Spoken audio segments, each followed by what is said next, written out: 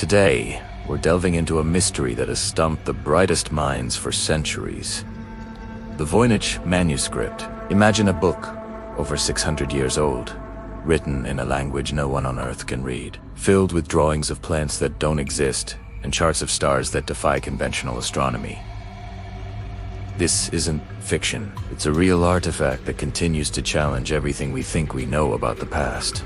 The story of its modern discovery begins in 1912, when a Polish-American rare book dealer named Wilfred Voynich stumbled upon a collection of ancient manuscripts at a Jesuit college near Rome.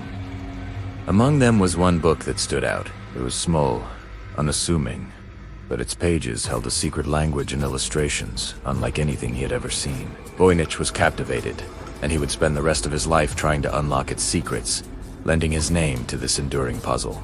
But the manuscript itself is much older. Carbon dating has placed its creation somewhere between 1404 and 1438, a time of great change and discovery in Europe. Yet, this book seems to come from another world entirely. It consists of about 240 vellum pages, filled with elegant, flowing script. The alphabet is unique, composed of characters that don't match any known language, ancient or modern. It's written from left to right, and the text has a natural, structured feel, suggesting it's not just random scribbles. Statistical analysis shows that it follows linguistic patterns, like certain characters appearing more frequently than others, just as you'd find in English or any other real language. This has led most researchers to believe it's not a hoax, but a genuine, meaningful text. The problem is, no one has been able to decipher a single word.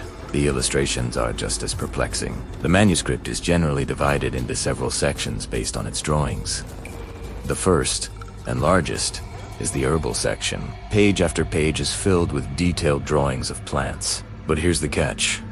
Botanists have tried for decades to identify them, and while a few bear a passing resemblance to known species, the vast majority are completely alien. They feature impossible combinations of roots, leaves, and flowers, leading some to call it a botanical dreamscape.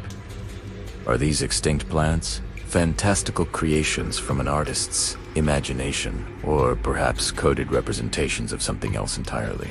Then we move into the astronomical and astrological sections. Here, you'll find intricate circular diagrams that look like celestial charts. There are suns, moons, and stars, often with human-like faces, arranged in complex patterns. Some diagrams seem to represent zodiacal constellations, but they're often twisted or combined in ways that don't align with Western or Eastern traditions. It suggests a unique and sophisticated understanding of the cosmos, but one whose logic is completely lost to us. Perhaps the most famous and bizarre section is the balneological section. This part is filled with drawings of small, naked female figures, often with prominent abdomens, bathing in pools and streams of strange green liquid. These pools are connected by an elaborate network of tubes and pipes, almost like a complex plumbing system or the diagrams of internal organs. The meaning behind these scenes is a total mystery. Are they depicting a form of hydrotherapy or ritual purification?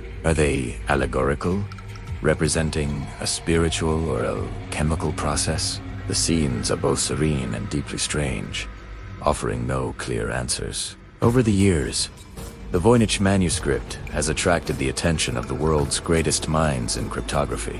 William and Elizabeth Friedman, the legendary code-breaking couple who helped the US government during both world wars, spent years trying to crack it. After all their efforts, they concluded that it was likely an artificial language, a language constructed with a purpose, rather than one that evolved naturally. But even they couldn't figure out its rules or meaning. Every attempt, from simple substitution ciphers to complex polyalphabetic codes, has failed.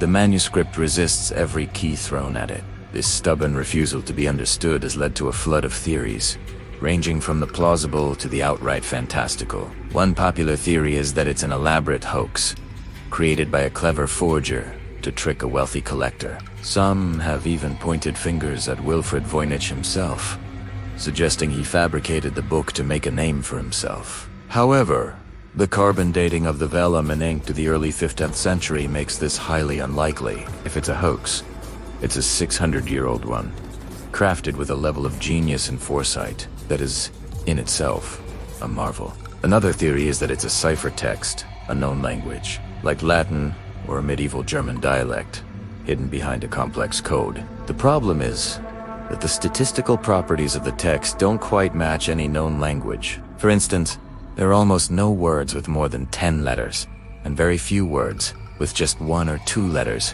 which is unusual. This has led some to propose it might be a shorthand, or a Voynich's language all its own.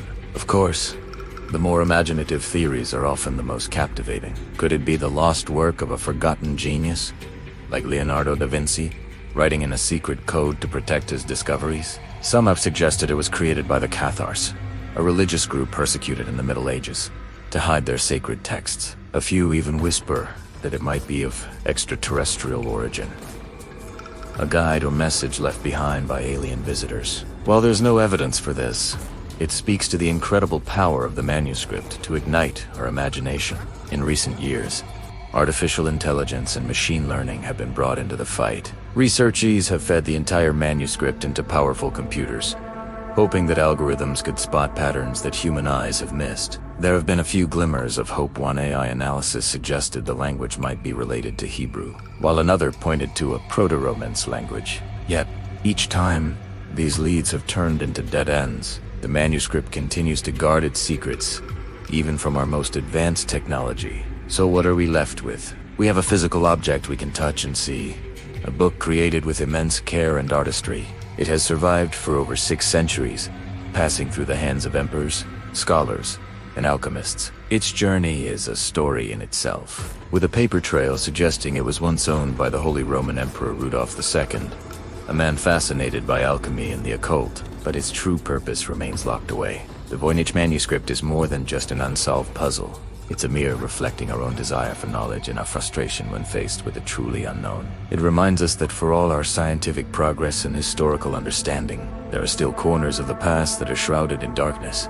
It challenges our assumption that every code can be broken, that every language can be translated. Perhaps the secret of the Voynich Manuscript is not in its text, but in the questions it forces us to ask. It's a timeless enigma, a whisper from a forgotten age. Will its code ever be broken? Will we ever know what its strange plants and bathing figures represent? Maybe. Or maybe it will remain a beautiful, baffling mystery forever, a testament to the enduring power of the unknown.